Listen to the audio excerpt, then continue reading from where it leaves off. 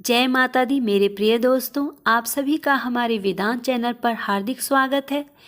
आज की वीडियो बहुत ही खास होने वाली है, तो वीडियो को ज़रा भी स्किप मत कीजिएगा और फुल वॉच कीजिएगा। साथ में लाइक ज़रूर कीजिएगा वीडियो को, क्योंकि आपका एक लाइक हमारे लिए बहुत ही महत्वपूर्ण है। जैसा कि इस बार शारदीय नवरात्रि दिन गुरुवार 3 अक्टूबर से शुरू हो रहा है और 11 अक्टूबर दिन शुक्रवार तक चलेगा। दोस्तों, शारदीय नवरात्रि शुरू होने से पहले अपने घर से, अपने घर के मुख्य द्वार से तुरंत हटा दीजिएगा वे सारी चीज़ें जो कि माँ शेरावाली को ज़रा भी पसंद नहीं है। नहीं तो ऐसे घरों में माता रानी कभी भी प्रवेश नहीं करती हैं। जिन घरों में होती हैं ये सारी वस्तुएं, वैसे घरों में माता शेरावाली की पूजा भी संपन्न नहीं होती है और इन वस्तुओं के रहते पूजा करने का कोई भी फल आपको नहीं मिलता है।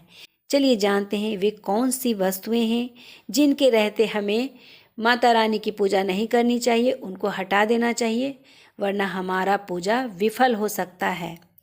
दोस्तों, अगर आपके मुख्य द्वार के अगल बगल बालकनी में चाहे बाहर कटीला किसी भी तरह का कोई पौधा है तो आप तुरंत उसे हटा दीजिए। और अगर आपका गमला जरा सा भी फूटा हुआ है, वो आपके मुख्य द्वार के पास या फिर बालकनी के दरवाजे के पास है, अगल बगल है, तो उस गमले को भी आप बिल्कुल फेंक दीजिए, बिल्कुल हटा दीजिए दोस्तों। और अगर आपके पूजा मंदिर में भगवान की टूटी फूटी मूर्तियां हैं या फिर टूटे फूटे फोटो हैं, शीशा जिनका थोड़ा भी टूटा फूटा हो, तो उन मूर्तियों को, उन फोटो को भी आप तुरंत हटा दीजिए, क्योंकि खंडित हुई कोई भी वस्तुएं नहीं रहनी चाहिए इस नवरात्रि के अवसर पर।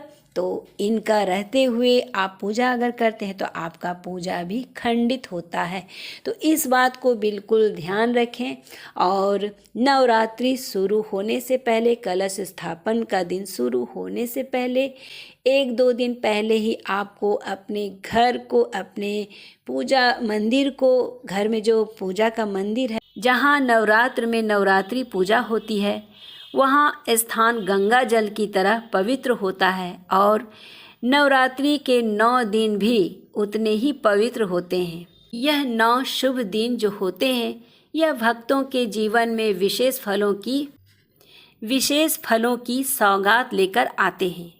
आपको बता दें कि इस साल माता दुर्गा ना तो शेर पर सवार होकर आ रही हैं और ना ही किसी और सवारी पर आ रही हैं, बल्कि वह इस बार पालकी में सवार होकर पृथ्वी लोक पर आ रही हैं। शास्त्रों द्वारा बताया जाता है कि ऐसी मान्यता है, अगर शारदीय नवरात्रि पर यदि माता दुर्गा का आगमन उनके वाहन शहर पर नहीं होता है बल्कि पालकी पर होता है, तो ऐसा कहा जाता है शास्त्रों के हिसाब से कि माता दुर्गा का पालकी पर सवार होकर पृथ्वी लोक पर आना बहुत ही ज़्यादा शुभ और मंगलकारी है।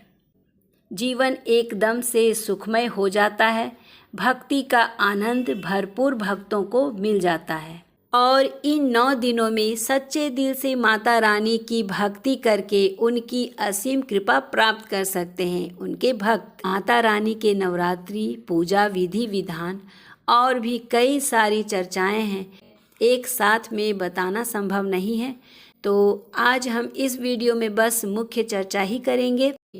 सबसे पहले हम इस वीडियो के माध्यम से जानेंगे कि नवरात्रि से पहले ही मंदिर की आपको अच्छी तरह से साफ सफाई कर देनी चाहिए, यानी कि नवरात्रि शुरू होने से 1-2 दिन पहले ही जितना ज़्यादा हो सके मंदिर को एकदम साफ स्वच्छ रखना है। जब आप अपने घर के मंदिर को और अपने घर को नवरात्रि में एकदम से साफ सुथरा रखेंगे तो माता रानी आपकी झोली में इतनी सारी खुशियां भर देंगी कि आपकी झोली छोटी पड़ जाएगी।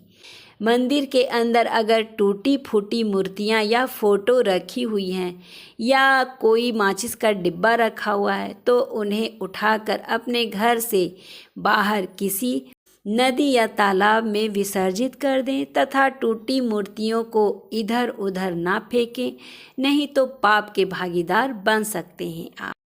ऐसा भी कहा जाता है दोस्तों कि नवरात्र के 9 दिन तक किसी को भी अपने बाल नाखून नहीं कटवाने चाहिए, दाढ़ी मूछ नहीं कटवाने चाहिए, क्योंकि ये 9 दिन तांत्रिकों के लिए खास होते हैं।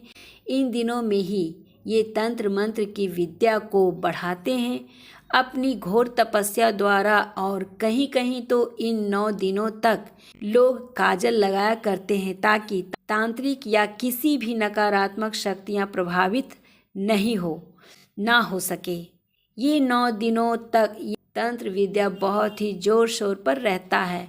जो लोग सच्चे मन से नवरात्रि पूजा का व्रत रखते हैं तो उनका और उनके घर में सभी के ऊपर माता रानी की असीम कृपा बनी रहती है और उनका कोई बाल तक बांका नहीं कर सकता है। उम्मीद करती हूँ आपको ये जानकारी अच्छी लगी होगी, तो वीडियो को लाइक ज़रूर कीजिएगा। नए हो तो चैनल को सब्सक्राइब करना ना भूलें। फिर मिलती हूँ एक अलग जानकारी के साथ। धन्यवाद।